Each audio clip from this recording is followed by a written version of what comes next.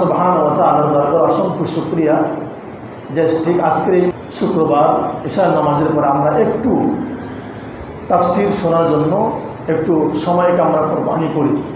আল্লাহ তাআলা আমাদের এই সময়ের অবশ্যই জাযা খায়ের দান করেন, সকলে বলি আমিন। আমাদের ধারাবাহিক তাফসীর চলছে সূরা আলে ইমরান।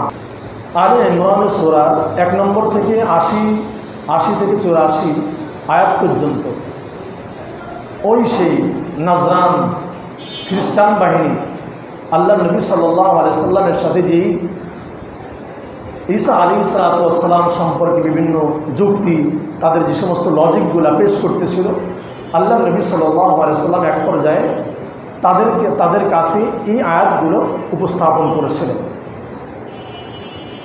সর্বশেষ আজকে আমাদের যে আয়াতখানে তেলাওয়াত করলাম এটা হলো 13 নম্বর আয়াত। বিসমিল্লাহির রহমানির রহিম। আল্লাহ তাআলা এই আয়াতের মধ্যে ইরশাদ করেন, قد كان لكم آية في فئتين التقتا। আয়াতের অনুবাদ হলো তোমাদের জন্য রয়েছে আয়াতুন নিদর্শন, উপদেশ, ফি ফিআতাইন দুইটা দলের মাঝে, যেই দুইটা দল ফেস টু ফেস হয়েছিল, তারা একে অপরের মুখোমুখি হয়েছিল। তুকাতিলু ফিআতুন তুকাতিলু ফি সাবিলিল্লাহ, দুইটা দলের একটা দল তারা আল্লাহর রাস্তায় যুদ্ধ করেছে, আল্লাহ তাবারক ওয়া তাআলার সন্তুষ্টির জন্য তারা সংগ্রাম করেছে, যুদ্ধ করেছে একটা দল। ওয়া উখরা কাফিরাতুন ইয়ারাউনাহুম মিসলাইহিম রায়াল আইন, বিপরীত যেই দলটা ছিল তারা ছিল কাফের। তাহলে বোঝা যায় একটা হলো মুসলিম দল আর একটা হলো কাফের। ইয়ারাউনাহুম মিসলাইহিম রায়াল আইন, এই কাফেররা মুসলমানদেরকে সংখ্যার দিক থেকে বেশি দেখতেছিল। মুসলমানদের সংখ্যা ছিল কম, কাফেরদের সংখ্যা ছিল মুসলমানদের তুলনায় প্রায় 3 গুণ। তো সেখানে একে অপরকে এক দল আরেক দলকে বেশি পরিমাণ দেখতেছিল। আল্লাহু ইউআইয়িদু বিনাসরিহি মান ইয়াশা, আল্লাহ তাআলা তার নুসরতের মাধ্যমে, সাহায্যের মাধ্যমে যাকে ইচ্ছা তাকে তিনি শক্তিশালী করেন।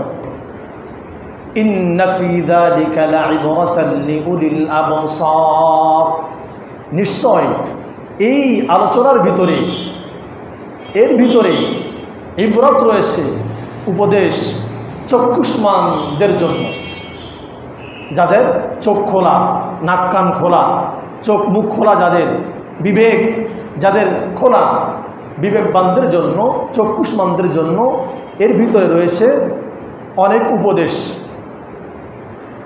এই ছিল আয়াতের অনুবাদ। এই আয়াতটা হযরত মুকাতিল রাহমাতুল্লাহ আলাইহি তিনি বর্ণনা করেন যে এই আয়াত অবতীর্ণ হয়েছে বনু কাইনুকা, ইহুদি সম্প্রদায় ছিল, তারা জাতি ছিল ইহুদি। আল্লাহ নবী সাল্লাল্লাহু আলাইহি সাল্লাম যখন মক্কা থেকে হিজরত করে মদিনায় যান, হিজরতের 2য় বৎসরে 17 রমজান বদর নামক প্রান্তরে যেই ইসলামের প্রথম যে যুদ্ধটা সংগঠিত হয়েছিল, আমরা জানি ইতিহাস, সেটা ছিল বদরের যুদ্ধ, হক এবং বাতিলের মাঝে যুদ্ধ। সেই বদর যুদ্ধ সম্পর্কে এই আয়াতের মধ্যে আলোকপাত করা হয়েছে। বনু কাইনুকা ইহুদি সম্প্রদায় আল্লাহ নবী সাল্লাল্লাহু আলাইহি সাল্লাম সহ মুসলমানদেরকে বিভিন্নভাবে তারা হুমকি ধামকি দিত। বর্তমান সময়ে তো আমরা মাঝে মাঝে শুনি অমুক আরেকজনকে হুমকি দিয়েছে, একজন আরেকজনকে হুমকি দিয়েছে যে তোমাকে একেবারে পুরা গর্দান সাইজ করে দিব, বিভিন্নভাবে।